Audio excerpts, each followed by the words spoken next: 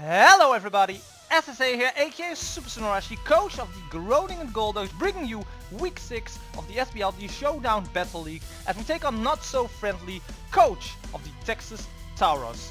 Now, as you may know, last week we finally won this competition, making our differentials 4 losses and 1 win. So we really need to still step our game up in order to, make some progress in this competition. So my team for this week is Absol, our Mega Absol, Groningen, Tapu Bulu, Tentacruel, Ribombee, and our MVP so far of this competition, Chmelar. Now the Tapu Bulu I'm bringing is more of a bulky bull, if you may call it. It has very high defense, all stats invested in defense, HP, holding the leftovers, moves like Leech Seed, Protect, Horn Leads to get some of the HP back, and with the grassy terrain it actually can work somehow against the Gliscor, which I knew he was going to bring. He also brought Mega Pinsir, Ariados, Doublade, Magnezone, which I know about, and Pelipper. Now, you may notice something weird about this match, which is that the Mega Pinsir is already a Mega and the Absol is not. There was a misunderstanding from both sides about playing the game. We played the game in custom mode, which means the Mega Pinsir is already Mega and my Absol is not yet Mega. We talked that during the match and we decided to just go with it. So hopefully in the next matches all of that misunderstanding will be put aside and we just play with OU rules or anything goes and just make sure our mons are not yet Mega or are already Mega on both sides. But that being said, I'm going to post commentary over this like I always am going to do right now, because it's much more easier for me to post commentate after the match, and during the match I don't have any stress about recording and that kind of matter. So with that being said, we're gonna start off this match, and I can tell you I started this match off really bad, as you can see here. So he's going to start off with the Ariados and I'm going to start off with the Tentacruel. And as you can see here, I decided to go for the C move. I have a C power Waterium C on my Tentacruel, and the reason because of that is my mind was so stressed about that spider web. Or sticky web, my apologies, sticky web, because I knew he was going for the sticky web to slow my team down, because I have a very fast team. Now in my head I was like, Hydro Pump cannot kill this thing, any other move can't kill this thing, but if I go for a C move maybe I can kill this thing in one go, without him putting up the sticky web. But I completely forgot that most sticky webs uses, and I've used sticky web in the past myself, are focus sash. So as you predict here, I go for the Hydro Focus, he focus sashes and then goes for the sticky web, which is one of the baddest plays you can make, to be honest. I think this is one of the most baddest plays you will ever see from a coach, and I'll be happily to take that honor. But yeah, there was too much going on in my head and I totally stupidly forgot about focus sash at that point. But continuing on, I knew he was going out for Doublade, because if I rapid spin now then the Doublade will neglect that effect. So I decided to go just for the Ice Beam. If he was going for like a Gliscor then the Ice Beam can hit hard, But he decided to switch out back again into Pinsir, and I decided to go Hydro Pump right now, which means the Pinsir will be at health. Now he's going back into his Ariados, so I Hydro Pump again. Ariados is dead. So yeah, so far nothing matters. Then this thing comes in, the Magnezone, Air Balloon Magnezone. Now I knew he was either going to Volt Switch or Thunderbolt or doing something like that. I decided to stay in, because this was my opportunity to rapid spin the sticky webs away, and with the Ariados gone, the sticky webs won't be up anymore, and that could help me out in the end. So the balloon pops, that would also be very useful, and he was going for a Volt Switch here. So my Tentacruel is still alive. Now he goes back into the blade, and I decided to, let's go into my Groningen, because my Groningen was the safest bet here. Now he's going to Swords Dance which was very scary, and Power Trick, and I was like, nah, you have to go, my friend, you have to go. So I Dragon Tail that thing away, then he goes into the Magnezone, decided to go back into his, go into his Pelipper, because I think he predicted the Fire Punch here, which if so, That's a very, very good move from my opponent right there. So I decided to just glare. Glare, whatever comes in, it gets a glare if something hits him. He decided to Ice Beam. We live that because we are very defensively here with Rocky Helmet set in that kind of meta. So we decided to glare and we put up the Stealth Rocks. So with the Stealth Rocks, the pincer is basically dead. If the pincer comes in, you can straight up body bag that thing right away and get a thing from the battlefield in a flash of a second. Pincer is dead. Druddigon gets a kill off Pincer. So at this point, you know, Druddigon was about to die, and I thought, you know what, let's just Dragon Tail for GG. Whatever comes in, comes in. He gets paralyzed, so yeah. So the Magnezone gets in, get the Volt Switch off, which means that my Druddigon will go down.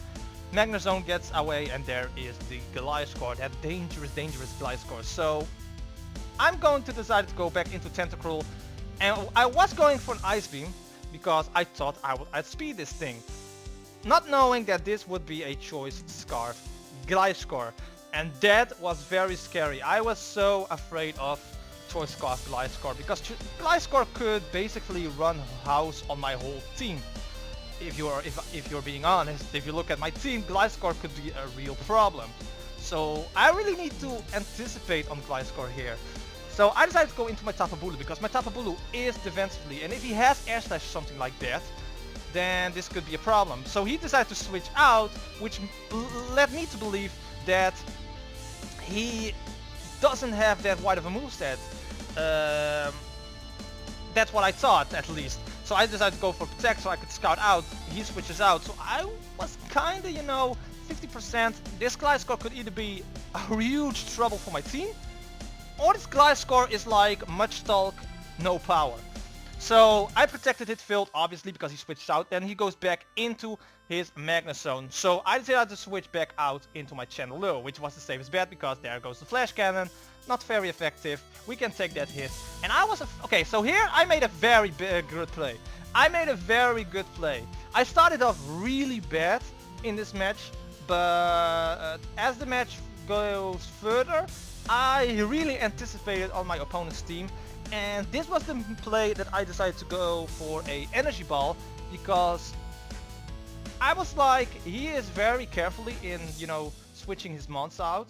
So the safest play for him was to go into his Pelipper. That is the safest play. If I Fire Blast, the Pelipper will take it with the rain up. So I decided an Energy Ball from this range will kill off the Pelipper, which makes it very easy for me to, you know, play around this team with the Blade, the Magnezone and the Gliscor. And safely enough, he did switch out into his Pelipper, gets the, you know, Stealth Rock, and with the Energy Ball, will take care of the Pelipper.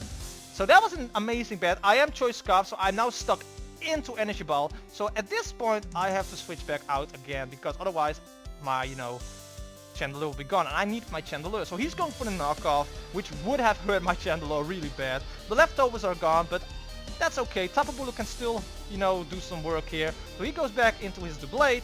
I decided to put up the Leech Seeds. As I said before, this is a very, very bulky Tapu Bulu set, and the Leech Seed with Protect and other stuff can really help out. But I decided to go into my Absol. Now here I make a very bad play. So Iron Head, and I predicted that he would switch out here, and I was going for Pursuit. I should probably have Sucker Punched there. It was much more safer to Sucker Punch, but I really thought he was going to switch out, so I Pursued. It won't kill, and then the Iron Head will kill off my Absol. I really need to, you know, adjust myself on Mega Absol. It's a really risky mon to play with, and so far I'm not doing great handling Mega Absol. I'm just totally honest about that. And if I Sucker Punched, I would have made this match much easier for myself. But alas, Absol is gone. It's 3 versus 3. So it's Chandelure versus the Blade. He's going for a Shadow Sneak. That's a-okay by me. We can take that, and then the Fire Blast, if connected, will hit the Blade and kill it off. So we're now in a good position here. Then the Gliscor comes in. I'm not risking any Earthquake or something like that. So I'm going in my Tapu Bulu with the Grass Train. And there is the Earthquake. But I was still afraid for a Ash Slash or another move that could hurt my Tapu Bulu. And I decided to play really safe with my Tapu Bulu and just, you know, leech seed off, try to, you know, gain HP back and just, you know, wear down my opponent from here. And from this point on, it becomes like a cat and mouse game, if you may call it. Whether, you know, whether you want to switch out, whether you want to stay in. He's going to full switch, going back into his Gliscor here, and I decided to stay in, you know, playing the chicken, staying in, and Horn Leech against the Magnezone. He decided to switch out into his Gliscor, which was very unlucky for us.